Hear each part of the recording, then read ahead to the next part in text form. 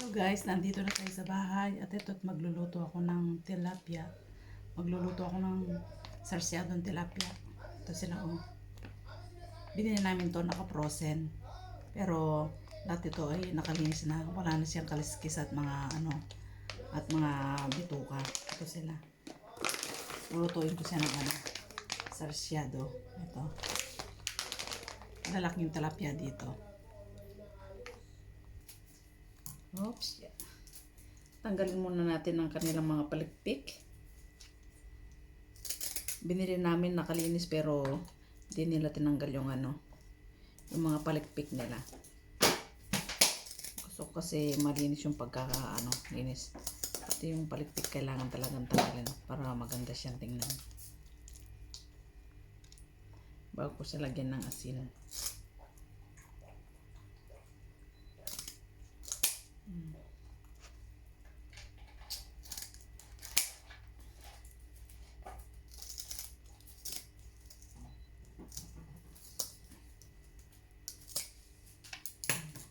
Malinis siya tignan pagka wala na siyang palikpik. Ito rin siya. Madali lang naman tanggalin. Basta gunting lang, madali lang gamitin mo.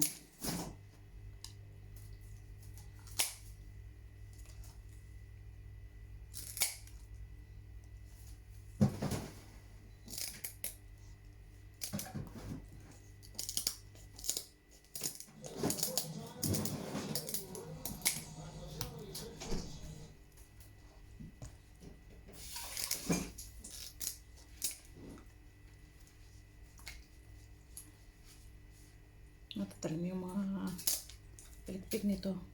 Malalaki yung tinik. O, diba? Ang linis nila tingnan. Tapos, lagyan natin sila ng hiwa-hiwa.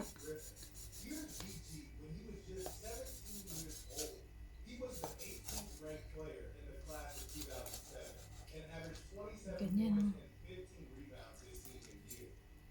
Para pag nilagyan natin siya ng asin, manuot hanggang loob yung niya, yung lasa. Yung lasa ng asin.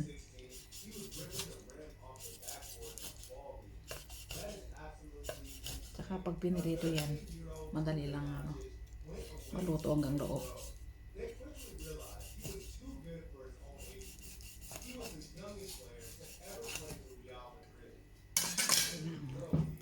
Ganyan siya, mayroon siyang hiwa-hiwa.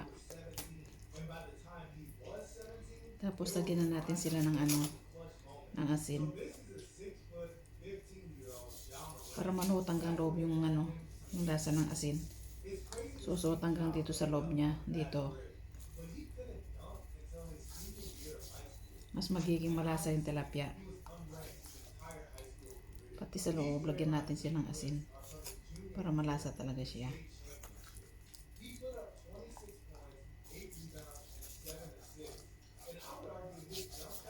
Ganun din ang gagawin natin dito sa isa.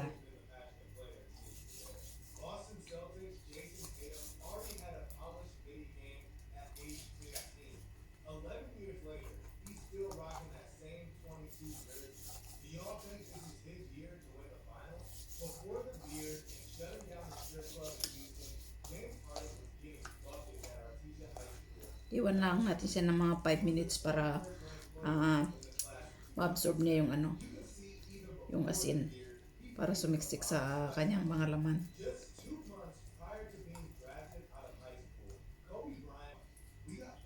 Hiwain na rin natin ang ating kamatis. Ito sila. Nalaki nila sariwang sariwa.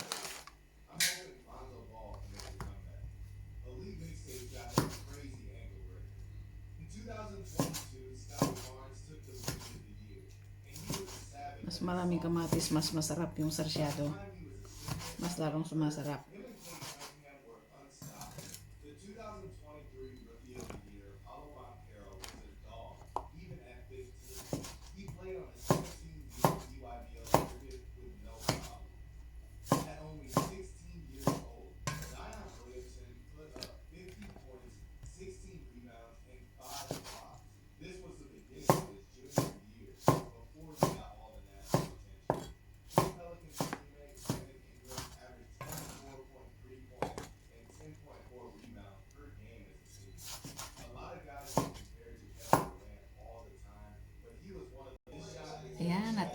nating mahiwa ang ating kamatis. Maghihiwa na rin tayo ng sibuyas. Ito siya. Gagamitin natin panggisa mamaya para sa ating sarsyado.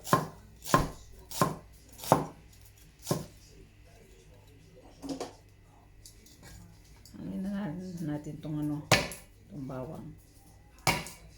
Mas gusto kong pinipisat yung bawang kaysa sa hinihiwa. Mas lumalabas yung niya, yung katas niya. Mas malasa sa sa pagkain kaysa yung hinihiwa lang.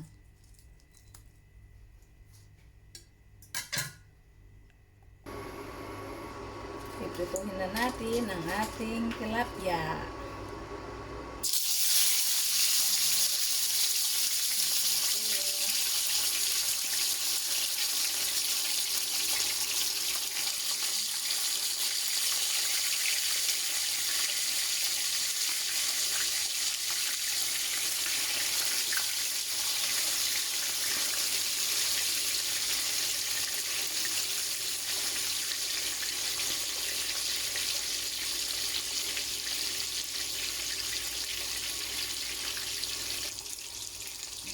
Atin lang baligtarin. Wow, ganda ng pagkaka dito.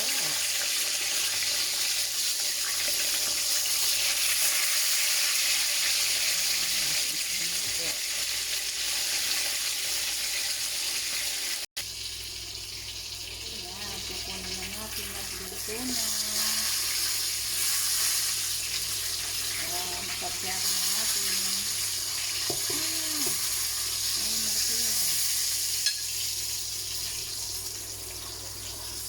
Opya. Sila Sasalsyado natin sila.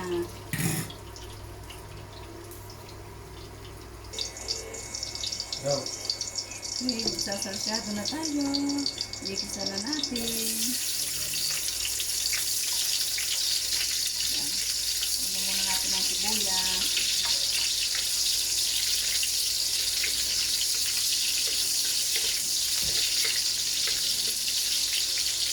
Sunod natin ng bawang.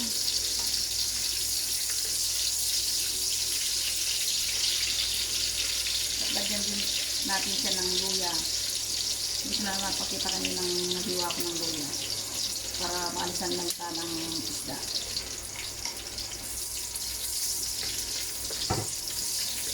Bango. Pag nagigisa ka ng bawang, sibuyas at luya, napakabango.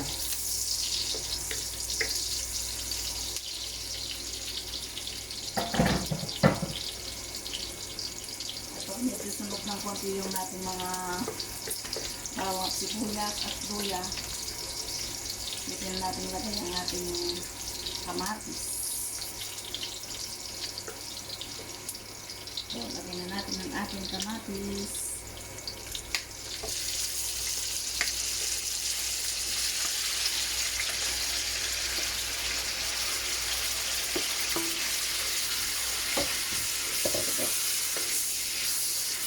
Maraming kamatis, mas masarap.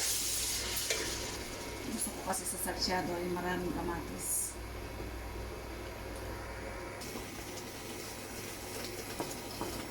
Ayan, at malambot na ang ating kamatis. Lagyan na natin ang ating tilapia.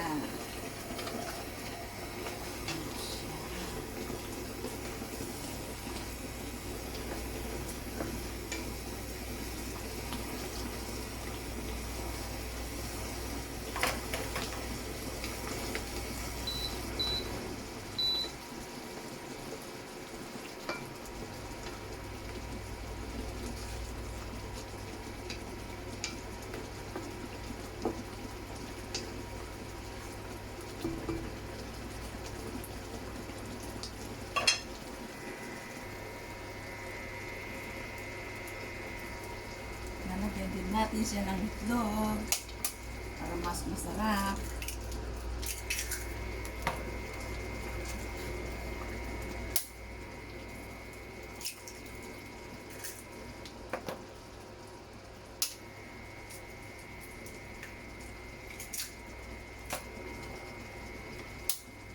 itlog ang ating ilalagay.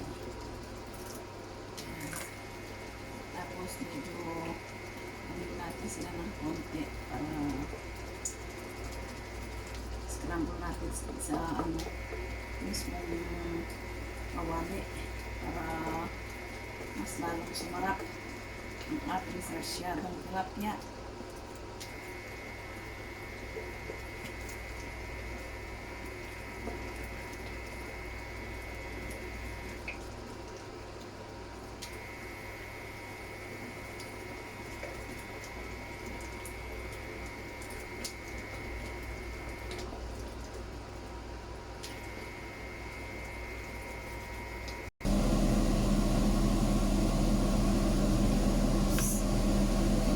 Natuto na ang ating sarsyadong tilapia.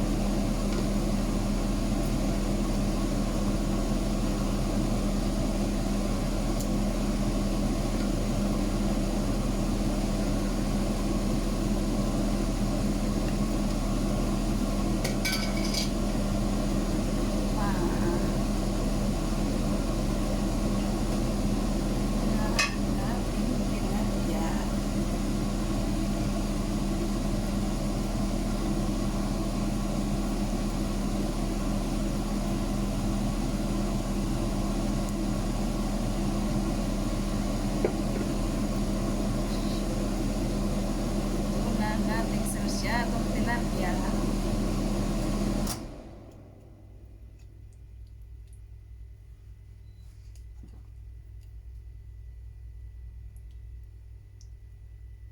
Thanks for watching.